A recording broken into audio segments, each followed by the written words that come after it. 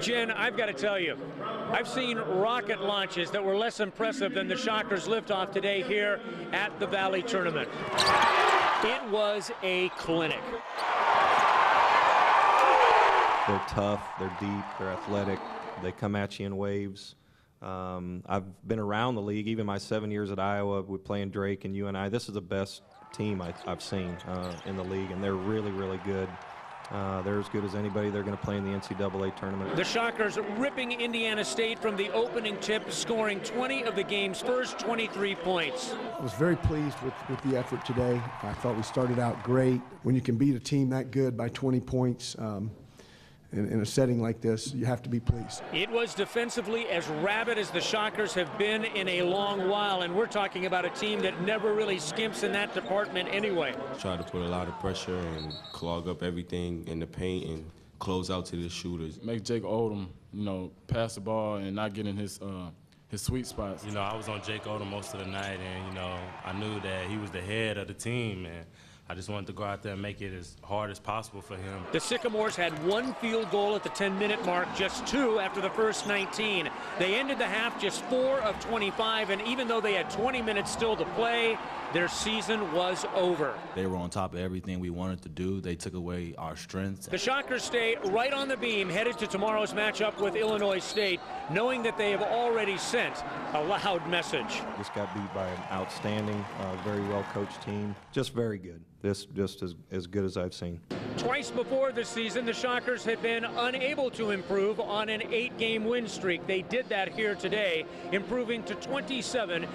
We'll have much more on this ball game all evening long at kwch.com and, of course, at 9 and 10 o'clock.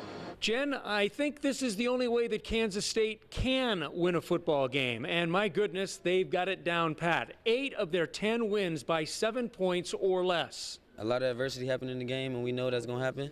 We just stick together and continue to play.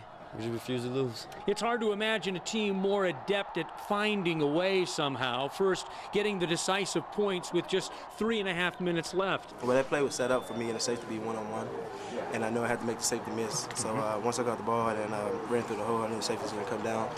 So I kind of gave him a little stiff arm, and I know I was tight to the sideline, so I tight roped and I just dived in the zone. Then holding off a game Iowa State from just 31 yards away to win for the 10th time this season. It defines our character, and we've been in that situation numerous times this year, so we're definitely growing accustomed to it and just learning how to deal with it.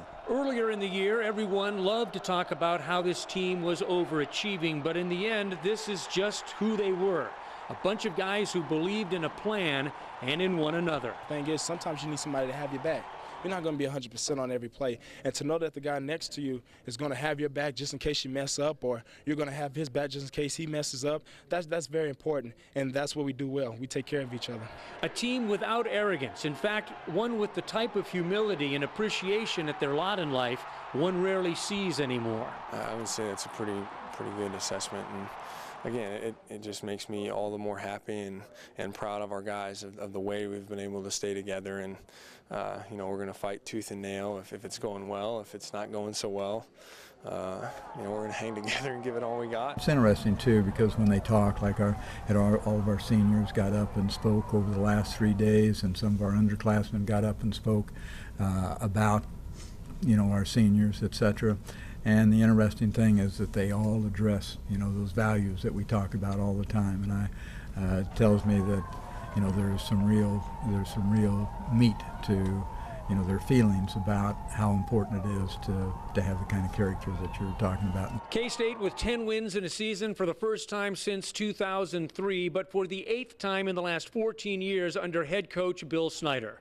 Bowl glory awaits, but it's hard to imagine anything surpassing what this team has already accomplished. Bruce, the Thunder's defense has guided them to the Berry Conference Finals, but tonight their offense finally came uncorked and let loose on Texas in Game 2 Sunday night. The game started as all Thunder games have for the playoffs. Texas getting the best of Adam Russo in the first period when Adam Hogg scored the goal for the Brahmas.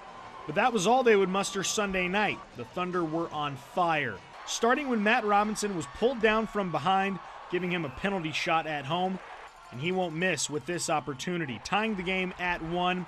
And come the second period, the Thunder came to life. Alex Bure getting it started with a breakaway shorthanded goal to lead 2-1, and then back from injury. Aaron Davis found the net for the first time in over a month, putting the good guys up 3-1, and they were heating up. Thomas Beauregard finding a crease in the defense and letting it fly. 4-1 now. Beauregard would light the lamp for a second time, and they ran away with it in an absolute rout. 7 goals in the second period, setting a new CHL record since the merger. They roll in this one 8-1 over Texas and take a 2-game lead on the road. In the last couple games in the regular season there, we were kind of snake bit for putting pucks in the net, and I think it finally just exploded. And yeah, you know, 7 goals in 1 period is a big accomplishment, and it was a fun period, fun game. Big first goal by the penalty shot by Robinson there, and we just followed, and we just kept the puck to the net, and some nights like that, I guess, everything goes in. Everyone had a great game tonight. Everyone played well. Russo made some huge saves in the first period. You know, they had 3 2-on-1s and started picking up our game a little more, and you know, we had to do what we had to do, kept it simple, got it done. Now consider this, the Thunder's leading scorer, R.G. Flath, he didn't even come close to the net tonight, just showing you how powerful this team can be when they're firing on all cylinders. They hit the road Game 3 down in Texas in the CHL Conference Finals. With the Thunder at Intrust Bank Arena, Grant Meach, Eyewitness Sports.